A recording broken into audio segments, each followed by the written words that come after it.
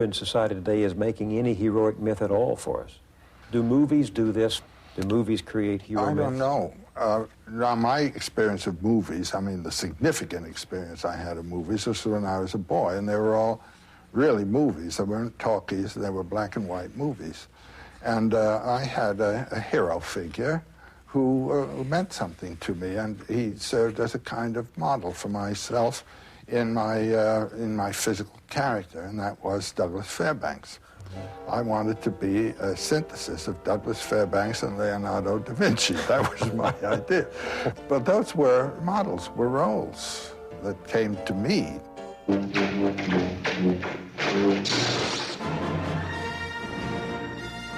Does a movie like Star Wars fill some of that need for the spiritual adventure, for the hero? Oh, it's perfect. It does the cycle perfectly.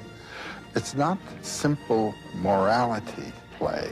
It has to do with the powers of life and their inflection through the action of man. One of the wonderful things I think about this adventure into space is that the narrator, the artist, the one thinking up the story, is in a field that is not covered by our own knowledges, you know. There was much of the adventure in the old stories is where they go into regions that no one's been in before. Well, we've now conquered the planet, so there are no empty spaces for the imagination to go forth and fight its own war, you know, with powers. And that was the first thing I felt there. There's a whole new realm for the imagination to open out and live its forms. Do you, when you look at something like Star Wars, recognize some of the themes of the hero throughout mythology? Well, I think that George Lucas was using standard mythological figures. The old man as the advisor. Well, specifically, what he made me think of is the Japanese sword master. Remember, a Jedi can feel the Force flowing through him. I've known some of those people, and this man has a bit their character.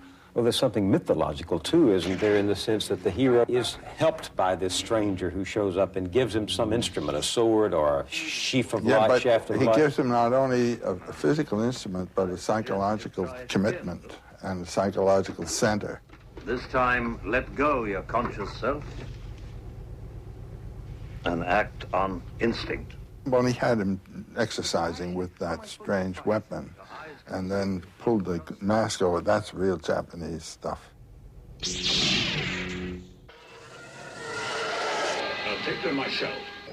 When I took our two sons to see it, they did the same thing the audience did at that moment when the voice of Ben Kenobi says to Luke Skywalker in the climactic moment, Use the Force, Luke. Let go, Luke. the audience broke out into They did. elation, into applause. Well, you see, this thing communicates.